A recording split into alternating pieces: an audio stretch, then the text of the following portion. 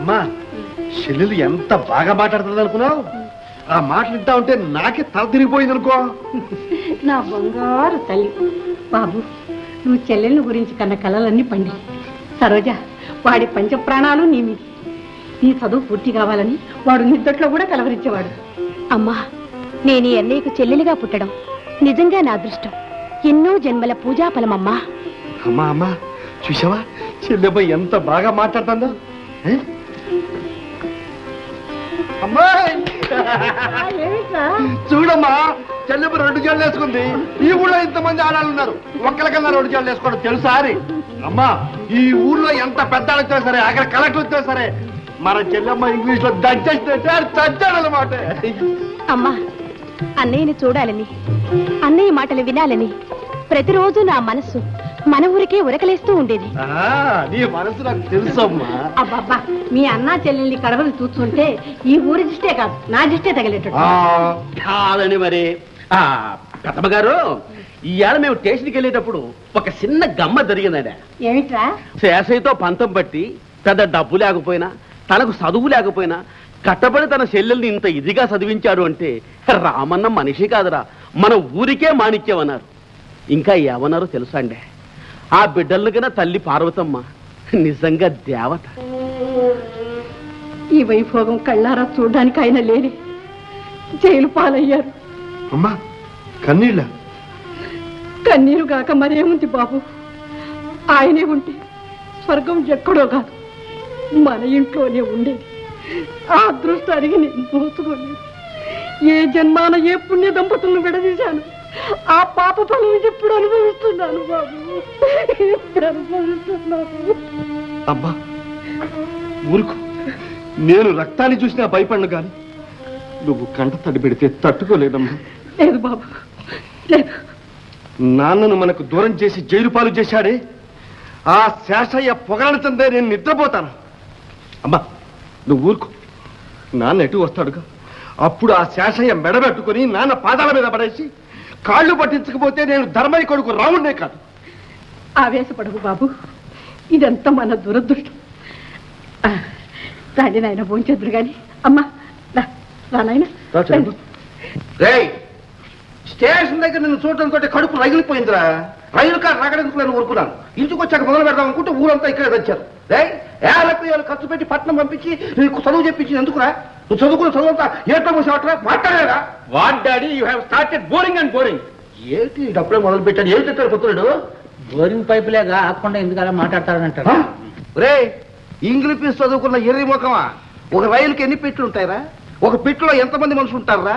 ఇంకెక్కడా చోటు దొరికినట్టు నువ్వు ఆ పిల్ల ఎక్కిన పెట్టులోని ఎందుకు ఎక్కావురా? మన ఈ రోజు కుటుంబంలో పుట్టిన పిల్లతో కలిసి నువ్వు ప్రయాణం చేస్తావట్రా? సిగ్గులేనట్రా నీకు? మీరిద్దరూ కలిసి ఆ పెట్టులోంచి బయటకు రావడం చూసేసరికి నా ఒళ్ళు మండిపోయింది. రే, ఇంక ఈ ఊళ్ళో నా పనులు ఏమైపోవాలరా, నా డిగ్రీ ఏమైపోవాలరా? నాన్న, అర్థం పర్థం లేకుండా ఏమిటా మాటలు? పరువు ప్రతిష్టల గురించి నీకంటే నాకు బాగా తెలుసు. నేను నువ్వు అనుకున్న తెలివి తక్కువ వాడినేం కాదు. అబ్బాయి గారు ఏది చేసినా తెలివిగానే చేస్తారు, ఇంటెలిజెంట్. ఆ సంగతి తెలుసులేవయ్యా, ఇక నువ్వు మాట్లాడకు. నేను మాట్లాడను. ఏరా, అయితే అన్నీ తెలిసి ఆ పిల్లతో కలిసి ప్రయాణం చేశావా? మాట్లాడేదా? కలిసి రావడం ఏంటి నాన్న? ఎవరు మట్టి వాళ్ళే వచ్చాం. విన్నావయ్య పంతులు, నా ఏకైక పుత్రుడు ఇస్తున్న ఎదురు సమాధానం? నన్ను ఒక్క మాట చెప్పమంటారా? అసలు నువ్వేం చెప్పొద్దు. నేనే మాట్లాడను. ఏరా, అడిగిన దానికి సమాధానం చెప్పకుండా బెల్లం కొట్టిన రాయలా నిలబడతావేదా? నువ్వు ఆ పిల్ల కలిసి ఒకే పెట్టెలో ఎందుకు ప్రయాణం చేశారు, అది నా పాయింట్. నేను కూర్చోవడానికి రైల్వే వాళ్ళు ఆ పెట్టులోనే ఏర్పాటు చేశారు. అదే పెట్టులో అమ్మాయి కూడా ఎక్కింది. ఎక్కిన వాళ్ళని పొమ్మడానికి నాకేం హక్కుని చెప్పండి? రైలు ఏమైనా నా ఇల్లా, లేకపోతే నా తాతగారు సొత్తా? అది తెలుసులేవాయ్. అసలు నువ్వు అయ్యగారు రాగరాక అబ్బాయి గారు వస్తే రాసేందుకు వదిలేయండి. వదిలేకి ఇప్పుడు ఏం చేయగలిగాను? అబ్బాయి గారు, మొహం కడుకోవడానికి రండి, నీళ్లు చల్లారు. ఇప్పుడు నీకేమైనా మతిపోయిందా? సాయంత్రం పూట మొహం కడుకోవడం అంటే? అబ్బాయి గారు 2 సార్లు పళ్ళు తోముకుంటారని నాకు తెలుసు. పంతులు, బుర్రుందా? నాకా అండి? నీకు లేదని నాకు తెలుసులేవయ్యా. ఆడికి ఉందండి. ఉంటే రోజుకు 2 సార్లు పళ్ళు తోముతాడా? ఆ రాపిడికి గంధం చెక్కలాగా పళ్ళు అరిగిపోతాయా? ఏంటది? అసలు ఎలాగ విడిచావు ఎదురు నువ్వు నవగా ఏడవమంటారండి. అమ్మాయి గారి పరుపులో సీరలు రవికులకు బదులు 4 సోకాలు ఉన్నాయండి. చెల్లెమ్మ, ఏంటిది చిత్రంగా ఉంది? ఈ చిత్రానికి ఏముందండి, ఇప్పుడు పట్టణంలో ఆడపిల్లలు సీరారాయిగా బదులు గొట్టంలాగా సొక్కేసుకుని తిరుగుతున్నారండి. సరోజమ్మ గారు కూడా. నోరు మూసుకో. చెల్లెమ్మా ఏంటిది? అన్నయ్య రైలు దిగేటప్పుడు కంగారులో బెడ్డింగులు మారిపోయాయి. ఈ బెడ్డింగు బెడ్డింగు ఆయన బెడ్డింగు. అయినా ఎవడాడు? మెల్లగా మాట్లాడన్నయ్య, అమ్మ వింటుంది. శేషయ్య గారి అబ్బాయి లేడు? ఆడిదా తస్సదిగా అబ్బులు చుట్రా. ఏంటంటే పరుపురా, పరుపు చుట్టమన్నారా? పరుపు చుట్టి పట్టుకెళ్ళి ఆ శేషయ్య లేడు, ఆడి మహాన కొట్టేసి ఆ పొలాల సెలాయి పరుపు ఉంటుంది అక్కడ, అది పట్రా. శేషయ్య గారు ఏమిటది? ఏం చెప్పనన్నా, రైలు ఆగిందో లేదో 10 మంది పాలేరులు తీసుకొచ్చి పూలదండలు వేసి ఊపిరి సెలపకుండా చేశారు. ఆ ప్రభుత్వం చేసిన పని ఇది. ఏమిట్లా నువ్వు అనేది? నాన్న, మీకు తెలుగు కూడా అర్థం కావట్లేదా? సరిగ్గా ఏడిస్తే ఏ భాష అయినా అర్థం అవుతుందా నాకు? సంగతి ఏమిటో చెప్పరా? అదే నాన్న, అదేమో అదే అదే అంటే ఏదిరా? ఏం చెప్పను నాన్న, ఆ అమ్మాయి పేరు చెప్తేనే మండిపడుతున్నారే, ఆ అమ్మాయిదే. ఏ అమ్మాయి? అదే నాతో పాటు రైల్లో వచ్చిందే ఆ అమ్మాయి.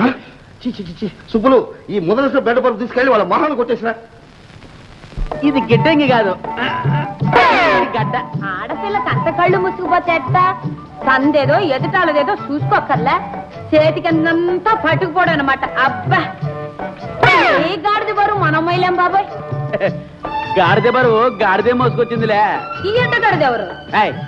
ఎవరు కూర్చావు? నేనెవరు తెలుసా? మగాణ్ణి 32 పళ్ళు కనిపిస్తున్నాయి చల్లగా. ఏటా నవ్వా? ఏమీ లేదు, నువ్వు ఎప్పటి నుంచి మగోడయ్యావా అని. నిన్నటి నుంచి. సుబ్బులు, మన తలాగా నీకు తెలియదు. మనం తలుచుకుంటే ఒకే దెబ్బకు అంటావు. ఓ సబ్బు, నేను తలుచుకున్నానంటే నేను చొమ్ము నీళ్ళు తాగిస్తా. మనం తలుచుకుంటే గలాసు మజ్జిగ తాగిస్తాను. ఏడిసేవలే, చూద్దామా? చూసుకుందాం. కాసుకో. అయితే కాసుకో. కర్ర పైకెత్తావో నీ పచ్చడైపోద్ది. సుబ్బులు, నిన్ను చూస్తుంటే ఎత్తిన కర్ర ఎత్తినట్టే ఉండదే. సరేగానే నిన్ను కొట్టను, ఆ రాయి కింద పడి.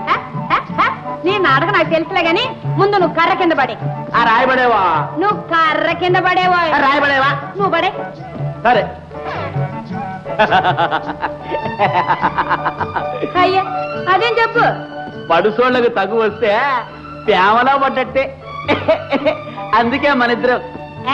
ఒళ్ళు తీటగా ఉందా? అదేంటే అంతలోనే చిచ్చుబుడ్లా ఎగిరిపోతా. కాస్త నన్ను నీ గుండెల్లో దాచుకో.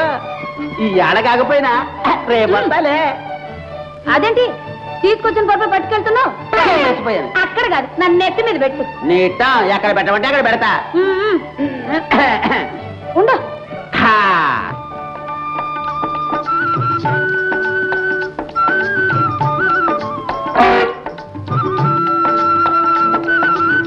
అరే నువ్వా? నేనే. సదియా, ఇక్కడ కూడా తయారయ్యా. నెత్తి మీద బరువు కనిపించట్లా? ఇది తప్పుగా. ఈ పప్పులే నా దగ్గర ఉడకవు. తప్ప ఏంటే మీద మీదకి వస్తున్నా? నీ మేక నా పచ్చగడ్డి తింటుంది. మేక కాకపోతే నేను తింటానా? ఏవా ఏంటా ఈ క్లిప్పు?